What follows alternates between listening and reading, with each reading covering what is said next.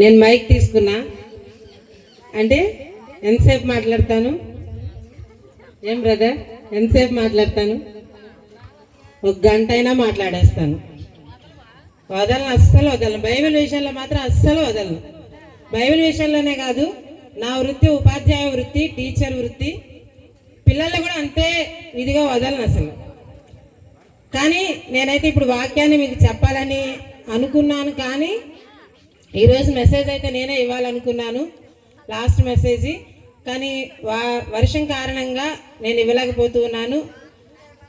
అయితే మరొకసారి దేవుని యొక్క ప్రేరేపణ కనుక ఉన్నట్లయితే మరొకసారి ఈ గ్రామంలో మళ్ళీ మేము సువార్త కూడికలు పెట్టి ఈసారి 3 రోజులు వాక్యం నేనే మెసేజ్ ఇస్తాను. ఎందుకంటే నాకు ఫస్ట్ రోజు మెసేజ్ ఇచ్చినప్పుడు నాకు చాలా బాధ అనిపించింది. ఎందుకంటే ఫస్ట్ మెసేజ్ చెప్పినప్పుడు ఆత్మగల దేవుడు చెబుతూ ఉన్నాడు, ఈ గ్రామంలో పై భక్తి కనిపిస్తుంది అని చెప్పారు. ఎందుకు పై భక్తి ఉంది మనలో పై భక్తి ఎందుకుంది? లేదు, మనలో పై భక్తి ఉంటే గనక ఇంత వర్షం పడుతూ ఉన్న ఇక్కడ ఎందుకు కూర్చుని ఉంటామండి? కూర్చుని ఉంటామా? లేదు, మనలో పై భక్తి అనేది లేదు అని నిరూపించుకుందాం. మళ్ళీ ఇదే దైవ సేవకులు నేను దేవుని యొక్క గనక ఇది ప్రేరేపణ గనక ఉన్నట్లయితే, దేవుని మహిమ గనక ఉన్నట్లయితే ఇదే ఆశీర్వాద సభలు మళ్ళీ దేవుడు నాకు సమయాన్ని ఇస్తే మళ్ళీ పెడతాను. ఆ ఆత్మగల దేవుడు చెప్పుచున్న మాటే, ఈ గ్రామము అభివృద్ధి చెందిందంటే జీవం గల దేవుడు ఇక్కడ ఉన్నాడు, మాది పై భక్తి కాదు అని మనం నిరూపించుకుందాం. మన గ్రామం తరపున మన సంఘం ప్రార్థించగా పేతురు ఏ విధంగా అయితే సంకెళ్ళు తెరుచుకుని వచ్చినప్పుడు ఎవరూ చూడలేదు, రోదే అనే ఒక స్త్రీ మాత్రమే, ఒక చిన్న బిడ్డ మాత్రమే గ్రహించగలిగింది. అలాగే మన గ్రామం అంతా కూడా, మన సంఘం అంతా, ఏ సంఘం అన్నా కానివ్వండి, సంఘం అంతా కలిపి మన సంఘం కోసమే ప్రార్థించటం కాదు, మన గ్రామం కోసం ఈ రోజు నుంచి ప్రార్థన చేసి మన గ్రామం ఉజ్జీవగల గ్రామం అని మరొకసారి సభల్లో నిరూపించుకుందామా వద్దా? నిరూపించుకుందాం. వాళ్ళందరూ ఒకసారి దేవునికి హల్లెలూయా చెప్దాం. హల్లెలూయా, హల్లెలూయా. ఓకే, యాక్చువల్గా ఈ సన్మానానికి మేమైతే అర్హులం కాదు. దేవుని చిత్త ప్రకారం మేము ఈ సన్మానాలను కోరుకుని లేకపోతే మేమేదో ఆశించి ఇక్కడ మేము కూడికలు అయితే పెట్టలేదు. నిన్న ఒక అమ్మ చెప్పింది, నాకు ప్రార్థన అంతా అయిపోయిన తర్వాత ఆ అమ్మ కళ్ళ నీళ్ళు వస్తూ ఉన్నాయి. ఎందుకమ్మా అంటే తంబిని సంథింగ్ ఏదో పేరు చెప్పింది, నాకైతే గుర్తులేదు. ఆ పేరు పెట్టి పిలిచేవాళ్ళం. అలాంటి వాడు ఇంత ప్రయోజకుడు అయ్యాడు అంటే నాకు చాలా ఆనందంగా ఉందమ్మా అనేసి చెప్పింది. నిజంగా ఆ ప్రయోజకుని చేసింది మీరు, నేను, లేకపోతే ఎవరమో కాదు. అది దేవుని చిత్తం, దేవుని ప్రణాళిక ఉంది కాబట్టే దేవుడు అలాంటి వ్యక్తిని తన సేవకి, తన పరిచర్యకి వాడుకుంటూ ఉన్నాడు. ఆ సేవలో మా కుటుంబం ఇంకా వర్ధిల్లాలని నేను కోరుకుంటున్నాను. కాబట్టి మాకు సన్మానించిన ప్రతి ఒక్కరికి కూడా మనస్ఫూర్తిగా కృతజ్ఞతలు తెలియజేస్తున్నాను.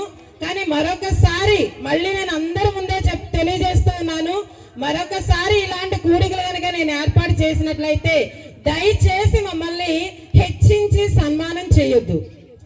దేవుని ముందు మమ్మల్ని హెచ్చించి సన్మానం చేయొద్దు. మేము అంతటి వారం అయితే కాదు. దయచేసి నా హృదయపూర్వకంగా కోరుకుంటూ ఉన్నాను, మీరు మాకు పరిచర్యలో సహాయం చేయండి చాలు. ఇప్పుడు బ్రదర్ చెప్పినట్టు, అజయ్ బ్రదర్ చెప్పినట్లు మా పనులు మేము చేసుకున్నాము అంటే కనీసం మమ్మల్ని చూసి ఉజ్జీవంగా, మీరు ఏదైనా సంఘంలో కార్యక్రమాలు జరుగుతూ ఉన్నప్పుడు ఉజ్జీవంగా అందరూ పాల్గొనండి. దయచేసి యవనస్తులారా, యవన బిడ్డలారా, నేను చూస్తూ ఉన్నాను 3 రోజుల నుంచి కూడా నిజంగా కోరాహ కుమారులు దేవుని మందిరంలో కాదు, దేవుని మందిర ఆవరణంలో ఉండుట ఎంతో రమ్యము అని కోరుకున్నారు. కానీ నిజంగా నేను ఈ 3 రోజుల నుంచి గమనిస్తే, దయచేసి యవనస్తులారా, మీరు దేవుని మందిరాల ముందు కూర్చుని ఆ సెల్ ఫోన్లో మీ ఇష్టమైనటువంటి ఆటలు ఆడొద్దు, మీ ఇష్టమైనటువంటి వీడియోలు చూడొద్దు. నా తరపున మనవి చేసుకుంటూ ఉన్నాను. అది మీరు ఖండిస్తున్నాను అనుకోండి, మరొకటి ఏదైనా అనుకోండి. దయచేసి మమ్మల్ని చూసి మీరు నేర్చుకోవాల్సింది, పరిచర్యలో పాల్గొనాలి, దేవుని పనిలో మనల్ని మనం తగ్గించుకుని దేవుణ్ణి హెచ్చించాలి అని యవనస్తులందరినీ కూడా కోరుకుంటూ ఉన్నాను. కోరహ కుమారుల వలె దేవుని మందిరంలో ఎంతో రమ్యమని చెప్పినటువంటి ఆ కోరహ కుమారుల వలె మన యవనస్తులు కూడా ఆ మందిరంలో దేవుని స్తుతించడానికి ఉపయోగించుకోండి, కానీ దేవుని మందిరాన్ని వ్యర్థమైన పనులకు ఉపయోగించవద్దు. దయచేసి కోరుకుంటున్నాను యవనస్తులారా. తర్వాత అందరికీ ధన్యవాదాలు, అందరికీ కృతజ్ఞతలు. మళ్ళీ నేను పేరు పేరున చెప్పలేను, కానీ మరొకసారి నా తరపున, నా కుటుంబం తరపున అజయ్ బ్రదర్కి ప్రత్యేకమైనటువంటి ధన్యవాదాలు తెలియజేస్తున్నాను. ఎందుకంటే నేను ఇక్కడ కూడికలు పెట్టాలి అని నేను అనుకున్నప్పుడు నిజంగా నేను ఆల్రెడీ చెప్పాను, ఏ పనైనా నేను చేయాలి అనుకుంటే మాత్రం అది చేసేలాగా నిద్రపోను.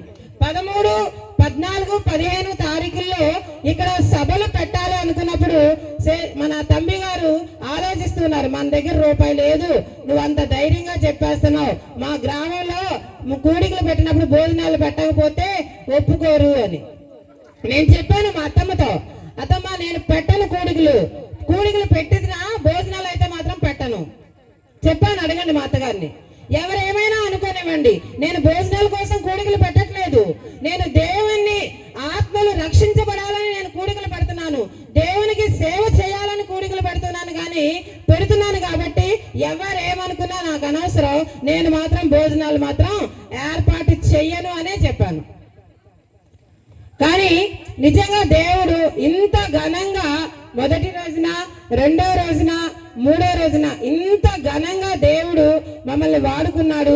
13, 14, 15 తారీఖుల్లో యాక్చువల్గా 12వ తారీఖు మా నాన్నగారిది సంవత్సరీకం. ఆ సంవత్సరానికి ఈ తిరుపతి వాళ్ళందరినీ పిలిచి నెక్స్ట్ డే వెంటనే 3 రోజులు ఇక్కడ సభలు పెట్టాలనుకున్నాను. అయితే అజయ్ బ్రదర్కి ఫోన్ చేశాను, నేను ఇక్కడ సువార్త పరిచర్య చేయాలి అంటే మొట్టమొదటిగా చేసేటువంటి ఫోన్ కాల్ వచ్చేది మన అజయ్ బ్రదర్కి. మా కుటుంబ సభ్యులకు కూడా నేను ఎవరికి ఫోన్ చేయను. అజయ్ బ్రదర్కి ఫోన్ చేయగానే సరే సిస్టర్ అన్నారు. మళ్ళీ నేను చెప్పాను, బ్రదర్ మనం ఒక్కలమే కాదు, సంఘాలు చాలా ఉన్నాయి, అందరికీ ఇన్ఫార్మ్ చేద్దామంటే మళ్ళీ వెంటనే సీను బ్రదర్ గారికి, ఇంకా వినోద్ బ్రదర్ గారికి, ఇంకా చాలా మందికి తమ్మి గారు నాకైతే తెలియదు కాబట్టి అందరికీ చేసి చెప్తే వాళ్ళేమన్నా తెలుసా, తమ్మి మేము 13, 14, 15 మా ఊర్లో చర్చి ప్రతిష్ఠిత ఉంది, ఆ ప్రతిష్ఠిత కోసం మేము కూటాలు పెట్టుకోవాలనుకుంటున్నాము, కాబట్టి మీ డేట్లు మార్చుకోండి అన్నారు.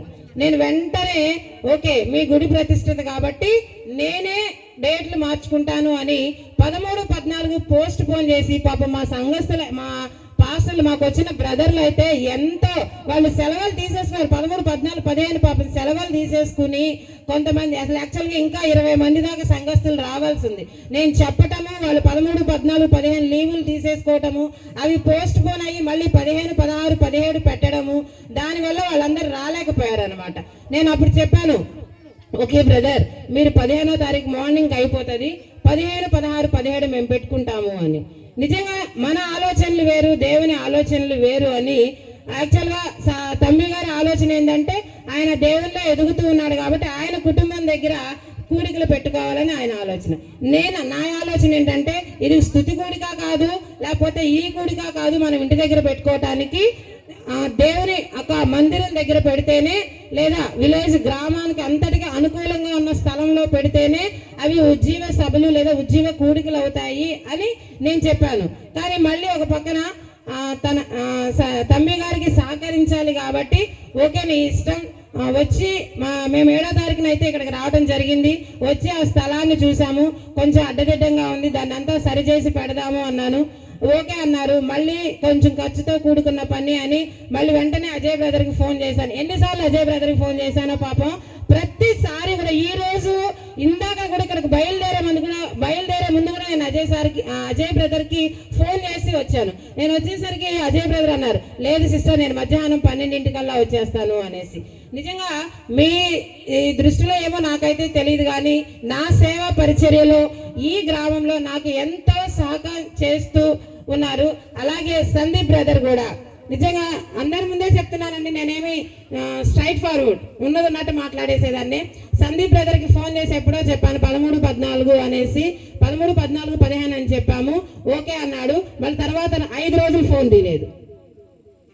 తర్వాత సందీప్ బ్రదర్ 5 రోజులు ఫోన్ తీయలేదు. తమ్మి గారు వెళ్ళి వేరే చోట మాట్లాడి వచ్చేస్తానన్నారు. నేను చెప్పాను తమ్మి గారికి, మాట్లాడొద్దు, అడుగుదాం, ఇంటికి వెళ్దాం. సందీప్ బ్రదర్ ఊరిలో గ్రామంలో ఉన్న యవనస్తుని మనమే పక్కకు తోసేసి వేరే వాళ్ళని తీసుకొచ్చి పెట్టుకుంటే ఇంకా మనకి వాళ్ళకి తేడా ఏముంది? వద్దు, మనమే సందీప్ బ్రదర్ దగ్గరికి వెళ్దాం, ఇంటికి వెళ్దాం, 7వ తారీఖున వెళ్దాం, ఇంటికి వెళ్ళి సందీప్నే అడుగుదాం, వస్తాడు అని అంటే ఆ రోజు ఇంటికి వచ్చి ఫోన్ చేస్తే, వాళ్ళ ఇంటికి వచ్చి ఫోన్ చేస్తే అప్పుడు ఫోన్ తీశాడు. దేవునికి స్తోత్రం కలుగును గాక. అంటే వాళ్ళ ఇంటి నుంచి వెళ్తేనే సందీప్ ఫోన్, అంటే వాళ్ళ ఇంటికి వెళ్ళిన తర్వాత అక్కడ ఆశీర్వాదం రాబట్టే సందీప్ పాపం ఫోన్ లిఫ్ట్ చేసి, నేను 12వ తారీఖు వరకు నేను చాలా బిజీ వదిన, 15, 16, 17 అయితే పెడతాను వదిన అన్నాడు. పాపం ఒక్క రూపాయి కూడా నేను ఈ రోజు ఇప్పటి వరకు కూడా ఒక 10 పైసలు కూడా పాపం అతని చేతిలో ఇవ్వలేదు. కానీ నన్ను ఇంతవరకు కూడా అడగకుండా 3 రోజులు కూడా సౌండ్ సిస్టాన్ని పెట్టి, ఈ లైటింగ్ పెట్టి మనందరికీ ఇంత సహకారాన్ని చేసినటువంటి సందీప్ బ్రదర్ కి నా తరపున హృదయపూర్వకంగా అభినందనలు తెలియజేస్తున్నాను.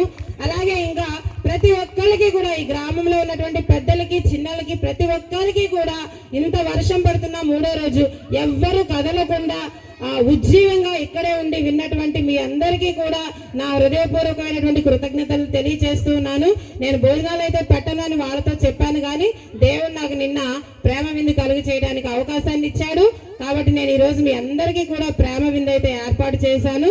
కాబట్టి దయచేసి అందరూ ఆ ప్రేమ విందుని స్వీకరించి మనస్ఫూర్తిగా అందరూ ఇంటికి వెళ్ళాలని, యోబు ఏ విధంగా అయితే కష్టాలు అనుభవించి 2 ఆశీర్వాదాన్ని పొందాడో అంతటి కష్టాలను అయితే నేను అనుభవించలేదు, కానీ అందులో ఒక 40% ఏమో అనుభవించుంటాను. కాబట్టి నాకు కూడా, నా కుటుంబానికి, ఈ గ్రామానికి కూడా 2 ఆశీర్వాదాన్ని దేవుడు దయచేయను గాక. ఆమేన్. దయచేసి అందరూ ప్రేమ విందుని ఆరగించి మనస్ఫూర్తిగా ప్రతిరోజు ప్రార్థనలో మా కుటుంబం కోసం ప్రార్థన చేయాలని మరొకసారి కోరుకుంటూ సెలవు తీసుకుంటున్నాను. ఇంకొక చిన్న మనవి, ఒకవేళ మీకు తగినట్టుగా మేము ఒకవేళ ప్రేమ విందు ఏర్పాటు చేయలేకపోతే మనస్సు పూర్తిగా క్షమించండి. ఏమైనా అసౌకర్యం కలిగినా దయచేసి క్షమించండి. హృదయపూర్వకంగా మనవి చేసుకుంటూ ఉన్నాను. ఒక నిమిషం కూర్చోండి, ఆశీర్వాదం తీసుకుందాం. హల్లెలూయా. ఒక చిన్న ప్రార్థన రిక్వెస్ట్ ఉంది, దయచేసి ఈ ప్రార్థన రిక్వెస్ట్ తర్వాత ఆశీర్వాదంతో సెలవు తీసుకుందాం. పులుగు ఝాన్సీ గారు కాళ్ళ నొప్పులతో బాధపడుతున్నారు, ప్రార్థించండి ప్రార్థన రిక్వెస్ట్ పంపించారు. అలాగే కూతుర్లు, అల్లుళ్ళు కోట భాస్కర్ రెడ్డి, సుజాత గారు, భాస్కర్ రెడ్డి గారు జ్వరంతో బాధపడుతూ ఉన్నారు, ప్రార్థించండి పంపించినటువంటి ఈ ప్రార్థన విన్నపాలు, 2 ప్రార్థన విన్నపాలు మన దైవజనులు ప్రార్థన చేస్తారు. పరిశుద్ధుడా, ప్రేమ కలిగిన తండ్రి, మమ్మల్ని మిక్కిలి ప్రేమించుతున్న నా యేసయ్య, మీ అపరంజి పాదములకు స్తోత్రం. ఇదిగో ఈ రాత్రి ప్రభా, ఇదిగో నీ దాసులు చెప్పిన నీ బిడ్డలనైనా ఈ రాత్రి ముట్టండి యేసు నామములో. ఇదిగో నాయన కాలు నొప్పులతో బాధపడుతున్న సహోదరులు మీరు ముట్టండి ప్రభా, యేసు నామములో ప్రతి చీల మండల తాకండి యేసు నామములో. ఇప్పుడే స్వస్థత కలుగును గాక నాయన, ప్రతి బలహీనత యేసు నామములో పారిపోవును గాక నాయన. పరిపూర్ణమైన దేవా, భాస్కర్ రెడ్డి గారు జ్వరముతో బాధపడుతున్నాయన, యేసు నామములో జ్వరమును గద్దిస్తున్నా ప్రభా, ఇప్పుడే నీ బిడ్డలు తొలగిపోవును గాక. జ్వరము యేసు నామములో తొలగిపోండి. మీ బిడ్డలనైనా మీరు ముట్టి స్వస్థపరిచిన విధానం బట్టి మీకు స్తోత్రాలు చెల్లించుకుంటూ యేసు నామములో ప్రార్థిస్తున్న పరమ తండ్రి. ప్రార్థన ఆలకించిన దేవునికి స్తోత్రాలు చెల్లిద్దాం. అలాగే వారి పిల్లలు హనీ ఎగ్జామ్ పాస్ అవ్వాలని, చెర్రీ మాటలు చక్కగా మాట్లాడాలని, నడవాలని చిన్న బిడ్డ కొరకు ప్రార్థన చేద్దాం. మన మధ్యలో ఉన్న దైవదాసులు ప్రార్థన చేస్తాను.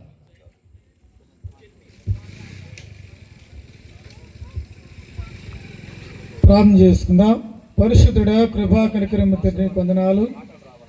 నైనా వ్యవసాయం నిమిత్తమై తండ్రి చిన్న బిడ్డలనైనా స్వరం నిమిత్తమై వారు ధారాళంగా మాట్లాడేటకు శక్తి, బలమును, ఆయుష్ని ప్రసాదించి నీ కృపలు భద్రపరిచిన ఆయన తండ్రి, బిడ్డలకు మంచి శక్తిని నింపండి ప్రభు. నీకు వందనాలు. బిడ్డలు జన్మచ్చిన తల్లిదండ్రులను మీ యొక్క వాక్యముతో, కృపతో నింపి దీవించి ఆశీర్వదించమని, నీ కృపలు బలపరచమని యేసు నామమున స్తుతించి అడిగి వేడుకొనిచున్నాము తండ్రి.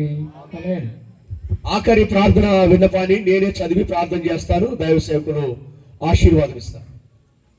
తోట విక్రమ గారు, అలాగే జయసుధా గారు వారి పిల్లలు యుక్తశ్రీ కుందన్, మరి కూరి కిరణ్ కుమార్ గారు, సుమతి రాణి, వారి పిల్లలు మహీందర్, రితిక కొరకు మనం ప్రార్థన చేద్దాం. కళ్ళు మూసుకోవాలి. స్తోత్రం స్తోత్రం స్తోత్రం స్తోత్రం స్తోత్రం స్తోత్రం. పరిశుద్ధుడా, ప్రేమగల తండ్రి, నీ పరిశుద్ధమైన నామాన్ని బట్టి వందనాలయ్యా. ఘనమైనటువంటి వాక్యాన్ని నా ప్రభువా, వాక్యంలో ఉన్న విషయాన్ని చూస్తే ఈ రోజు నాయన మా రోగములు నిక్కపరుస్తా ఉన్నాయి. ప్రవక్త స్వదేశంలో వర్ధిల్లడు అని, కానీ ప్రభువా, ప్రవక్త స్వదేశంలో వర్ధిల్లుట ఈరోజు మేము చూడగలిగాం. అయినా ఈ యొక్క కూడికలను పురస్కరించుకొని అనేక మంది ప్రార్థన విన్నపాలు పంపించారు. వారిలోనైనా తోట విక్రమ గారు, అలాగే జయసుర గారిని, వారి ప్రేమించిన యుక్తశ్రీని కొందరు మీరు దీవించమని ప్రార్థన చేస్తున్నారు. వారి కుటుంబంలో ఏ సమస్య ఉన్నా, ఎలాంటి వ్యాధి బాధలు ఉన్నా, ఆర్థిక సమస్యలైనా, మనశ్శాంతి లేకపోయినా, ఏ సయ్య నామమో వారి కుటుంబం వర్ధిల్లుగాక. అలాగే రామకూరి కిరణ్ కుమార్ గారిని, వారి సతీమణి సుమతి రాణి గారిని మీరు జ్ఞాపకం చేసుకోండి అయ్యా. వారి పిల్లలు మీరు జ్ఞాపకం చేసుకోండి. మహీందర్, అలాగే రితికాని మీరు జ్ఞాపకం చేసుకోండి అయ్యా. వీరి కుటుంబాలు ఆశీర్వదించబడును గాక. వీరి కుటుంబాలు ఆశీర్వదించబడును గాక. నిశ్చయముగా వారు చేయు ప్రతి ప్రయత్నములో నీ దేవుడైన యెహోవా నీకు ముందుగా ఉండి అయ్యా తోడై ఉంటాడని చెప్పిన దేవా, వాగ్దానం వారి కుటుంబంలో ప్రతి ఒక్కరు స్వతంత్రించుకొందురుగాక. దీవించమని, ఆశీర్వదించమని, మా దాసులను సేవకులను దీవించమని, వచ్చిన మా సేవకులు దీవించమని, ఏకీభవించిన వారు దీవించమని యేసు నామములో ప్రార్థన చేసి అడుగుచున్నారు తండ్రి. ఆమేన్, ఆమేన్, ఆమేన్. ఆశీర్వాదం. తండ్రి అయిన దేవుని ప్రేమ, కుమారుని యేసుక్రీస్తు కృప, పరిశుద్ధాత్మ అన్యోన్య సహవాసం, సభలు ఏర్పాటు చేసిన లావణ్య శాస్త్రి కుటుంబానికి, ఈ గ్రామస్తులకి, ప్రత్యేకంగా ఆశీర్వదింపబడిన మరి దైవ సేవకులందరికీ, ప్రత్యేకంగా ఎవరైతే విశ్వాసము కలిగి దేవుని సన్నిధిలో వినుట వలన విశ్వాసం కలిగిందని వచ్చి పొందుకొని వెళుతున్నారో వారందరికి కూడా ఆయన తోడుగా ఉండి నడిపించునుగాక. ఆమేన్, ఆమేన్, ఆమేన్. హల్లెలూయా, హల్లెలూయా, హల్లెలూయా.